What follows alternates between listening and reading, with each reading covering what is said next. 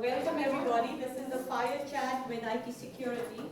And I'd like to introduce the speakers. We have our Chief Information Security Officer, Josh Drummond. We have April Sather, our Assistant CISO, and Warren Liu, our IT Security Development and IAM Supervisor.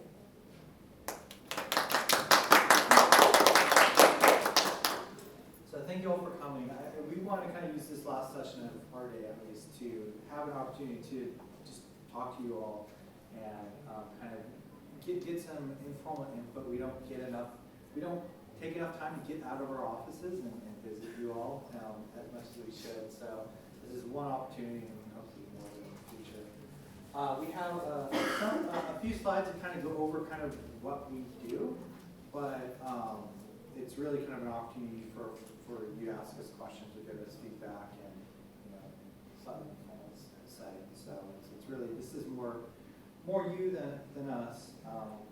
But I did want to, we had some slides to kind of talk about, yeah, sorry, we don't actually have a flyer, so it's building policies or something, but this is probably not something you can easily see, but what I wanted to point out here is the different areas of information security.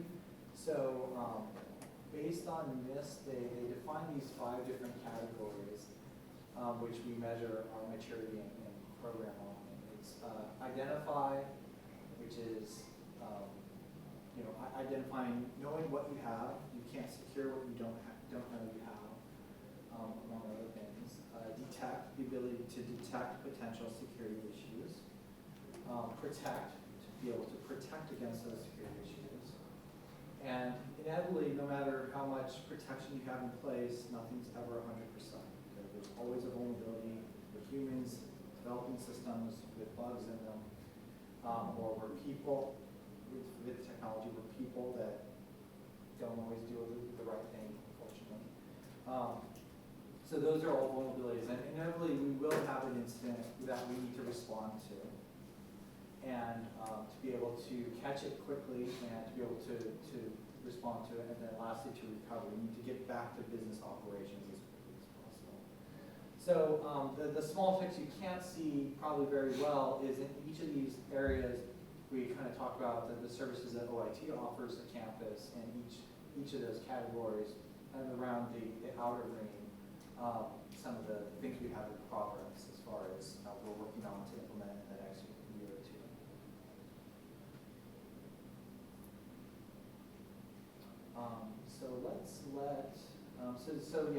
So my name is Josh. So again, I'm the CISO for the campus, and also oversee the 3 security subgroups we have in OIT.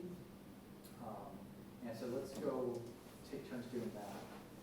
So I'm Warren Liu. I'm the IT security development and IAM supervisor. Sometimes I have to think about that because it's a very long title. A lot of my work comes in identity management, and I'll kind of talk about that on the slide over there. Oh, you want to introduce yourself first? Oh. My name is April Sather. I joined UCI OIT 4 months ago, and my team is a security risk and compliance team. We look at security awareness. We oversee the PCI program here on campus.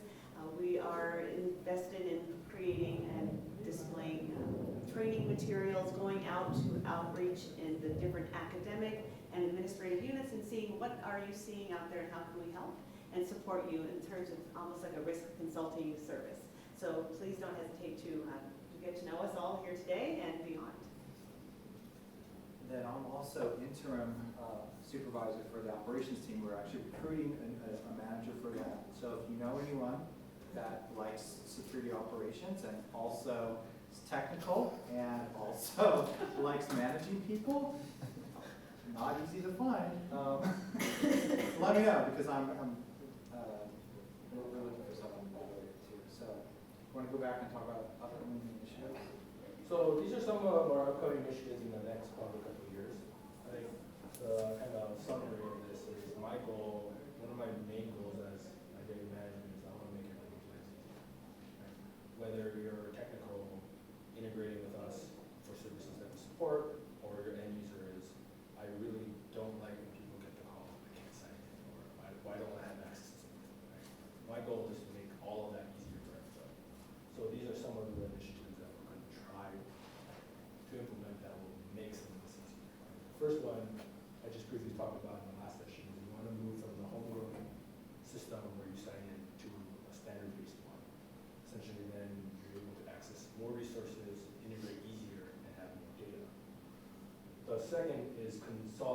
using the self-service management tools that currently exist. We have a lot of them, they all look completely different, they all operate differently. Like, as an end user, should I have to be aware of, I need to go to this application to manage it, but this application is faster, this application to update my information.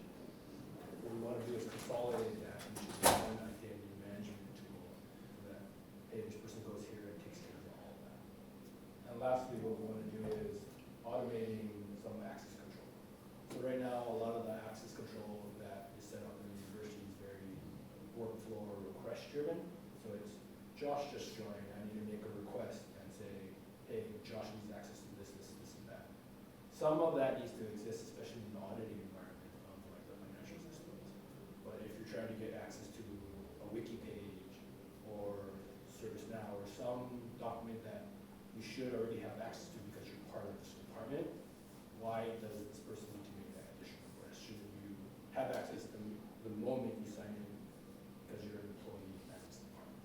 So we're trying to automate some of that, as well as the deprovisioning part. If a person leaves the university, that moment they leave, they should no longer have access rather than waiting for somebody to remember that they should have access. Okay. And then on the IT security operations side, some upcoming things we're working on is, for a number of years, we've had a security operations center in the industry is really a group of people that are looking for monitoring for existing threats, vulnerabilities, and following the incident response process. So if it looks like we have an intrusion or a security incident, that follow through to respond to it quickly. We've been doing that for a number of years, but maybe not the most formal industry accepted way. It's maybe been a little bit more ad hoc. So we're working on formalizing that a little bit more to match the industry. A huge part of that is what we've got, it's IT, so it's another acronym, but this one is called SIM, it's Security Information Event Management. That's the brain, so it's taking all this system, log files, event data from all these different systems, combining it together in a way that we can understand, because it's so much data these days with all the network traffic and all the systems. We can't just have one person staring at a monitor all day looking for things. So it's really automating and using IT analytics to find what is the needle in the haystack, or that 1% of issues that we need to manually respond to. So a tool like that helps support the software of all through. Another thing we're looking at is better endpoint security. So that's not on the network, that's actually on laptops and servers to also detect for potential data breaches and compromises. We're working with FireEye, who has a good foothold system-wide as far as that technology goes. A lot of you probably are aware of Duo by now. So next year we'll be extending that deployment further. So the goal before CPAP goes live is to require free web logins. Next year, for employee web logins, next year we're going to look at expanding that scope to the VPN, email, by email, like Office 365 and Gmail, and also looking at potentially, offering it as a service to students. What's still on the table is whether it would be mandatory for students. We don't have executive buy-in for that yet, but many of these UC locations have already. And lastly, to extend the scope of our vulnerability management program. So that's been a huge success for the last couple of years. We're expanding that to other areas like the cloud and better detective controls that are being implemented. And last but not least, how many folks here have heard of IS3?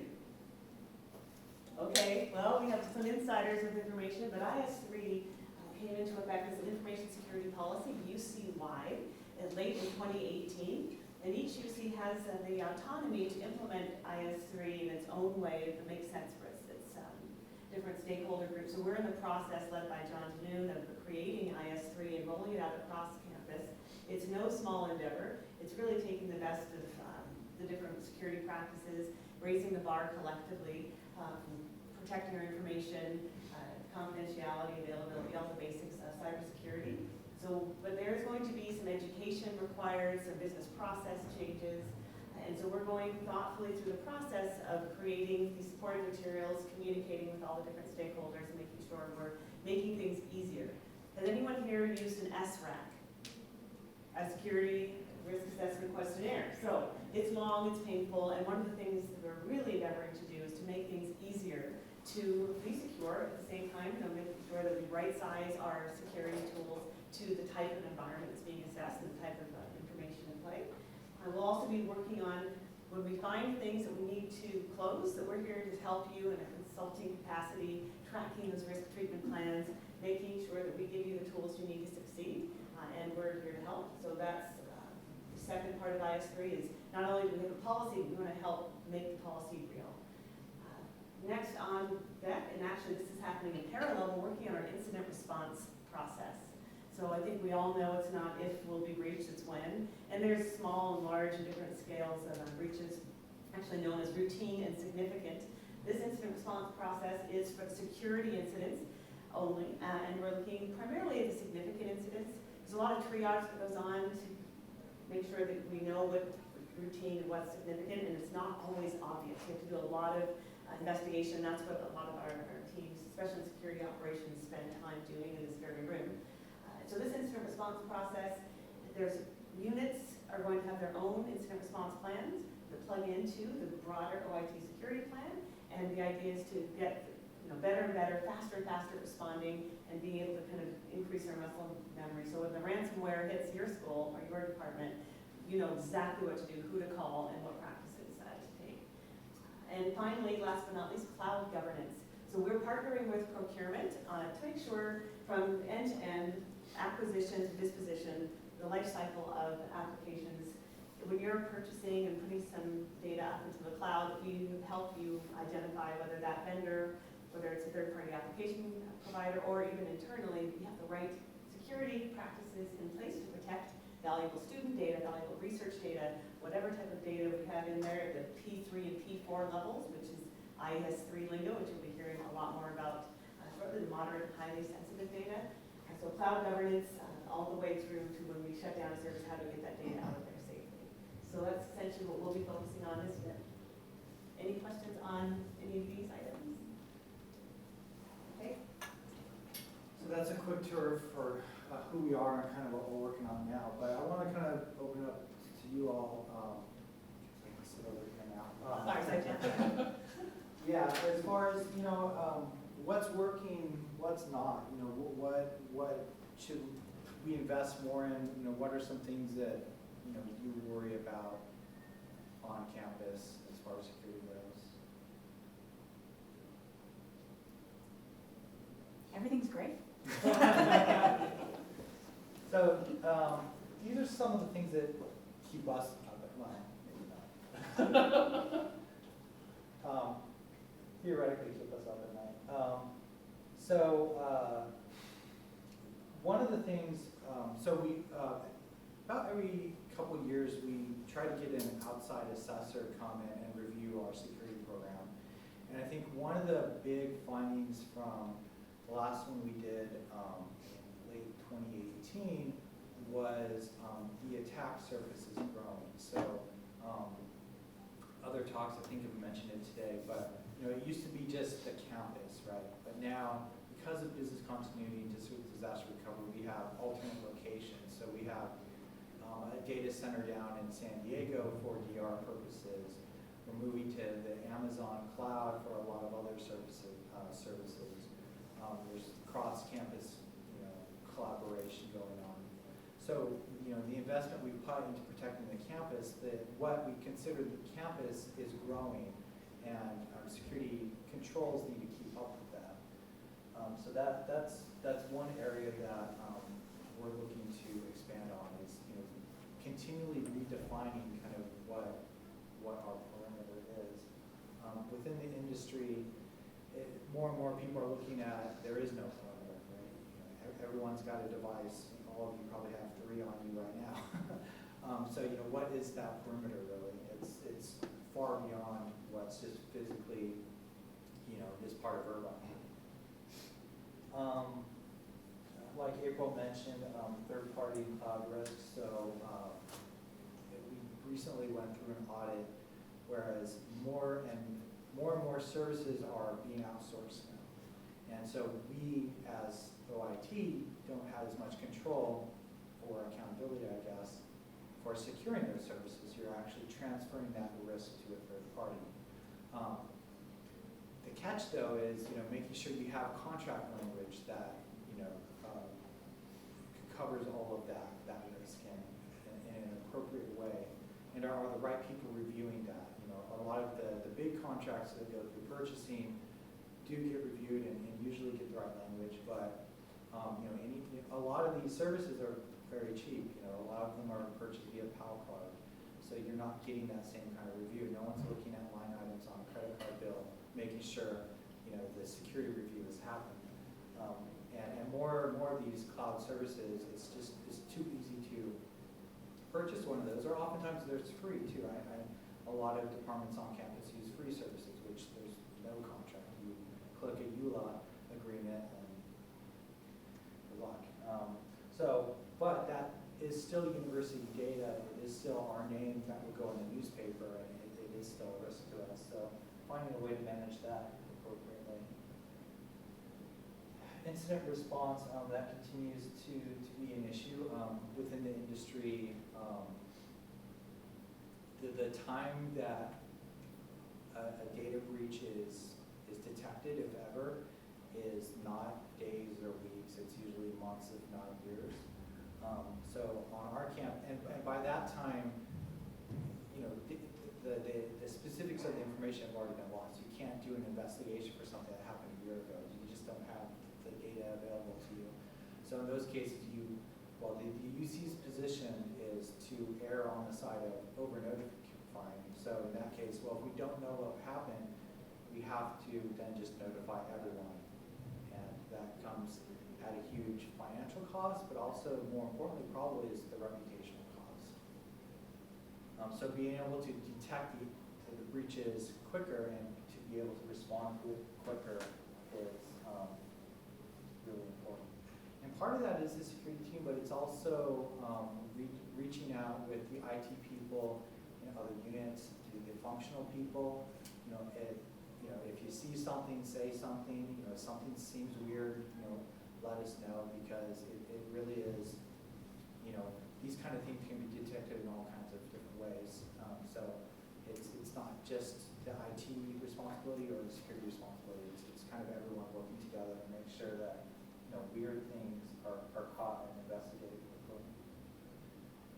Data protection, I think that's always the standard way I think people think of security, of like, okay, we're protecting the data, we're encrypting things appropriately. That continues to be a challenge. We haven't fully solved that, especially when there's new types of devices. Wireless was big, and then the cloud got big, now IoT is big. So it's the same security principles, but implemented in different ways. So the fundamental principles of security haven't changed, really. But how that's implemented, how you protect a certain type of device or platform has changed over time, and need to be able to constantly evolve. Because the university wants to continue to be very innovative and on the forefront of innovation technology, and nobody, including us, wants security to hold that back. But also, we want to make sure we're doing it in a way that the innovation doesn't increase risk in a bad way. So it is finding that balance and continuing to evolve our data protection capabilities to meet the innovation that's going on. Talent, well, like I mentioned before, hiring people is always a challenge. The university, especially in IT and security. Maintaining good talent. We have a lot in this room. But that continues to be a challenge. Security is a very hot subject in the industry, so there's probably more demand than there is supply right now. And I think the biggest thing, especially for me, because I'm this anxiety-ridden, paranoid person, is just you don't know what you don't know, and just because you don't hear something or see something doesn't mean it doesn't exist. So it's about, how do we measure what we don't know? And how do we get a better grasp of, the assets that are out there and types of threats and vulnerabilities and how we protect them. So those are kind of when we were brainstorming before this talk, some of the things we're focused on when we talk to people and services. I had a question, something that Warren touched on. You said that you're working on something so that when someone gets hired or someone is let go, that their case role are reflected at that time. Is that in the works and is it coming soon? Or? It may not be KSAM, but yes, that's a project that's been proposed, and that's kind of where it's at right now. So it's kind of in the planning phase. Yeah. Well, we do have now, we have something, it's maybe not as thorough as, but right now when an employee separates their DSA, we'll get a notification of their access. And at some point when they completely fall out of payroll, we do have a data or nightly job that does remove all their access. But there is that, dark side of the moon of like when they actually quit their job that day and when they fall out of payroll, so there is that. But yeah, it's the kind of what I've talked to Josh about goes is unifying these, but that should be a few years out. I have one more question. I forgot though. I'll think about it. Oh, does the CMTP help you guys at all finding, or in terms of keeping inventory of applications and possible security avenues? Get integrated with that at all? No, yeah, that's a challenge we have is we don't have that true master record of who owns a device connected to the network. We have a lot of different data points. For example, when a department or IT lead requests a new network or subnet from the network team, they get provisioned, for like a building or a small office or something, a set of IP addresses for computers to use. But usually the information collected there is very minimal, and then it's only when it was originally allocated. So, if there was a new department in, natural sciences 142 that needed a new network 5 years ago, there isn't that, oh, is that person still employed here, or is that group still the same? We have other data points, for example, people that register DNS and the vulnerability management program. We try to keep track of which departments own which subdomains and things like that. If you request firewall rules to be open, we have a contact for that. But so there's a lot of little data points that help us kind of narrow in, but we don't. The campus doesn't have that network ownership master record that we'd like to someday, but yet another priority. That's kept up to date. That's the most challenging part. And I've talked to peers at other locations of keeping that data up to date. Other questions, thoughts, pain points? Yes. I actually had a question again about the, sorry, I'm not an IT person, so, about we're going off of WebAuth. So from the user end, the end user side of that, we're gonna see a new login UI, but will we see any other changes from the end user side? So the change to the UI is happening at the end of October. Right. That should be transparent. The user would still continue to have their user and password. The move from WebAuth to SAML or Shibboleth, that's going to be more of a technical move. From an end user perspective, they're still going to continue to feature your username and password. So there should be no change from the end user. Oh, okay, that's what I was wondering, if we were gonna be. If it's done right, you should. Unless it's really broken, then we'll know that it happened, right? Yeah, it's more focused towards developers and the IT. Oh, okay. That makes me feel better about renewing my computer.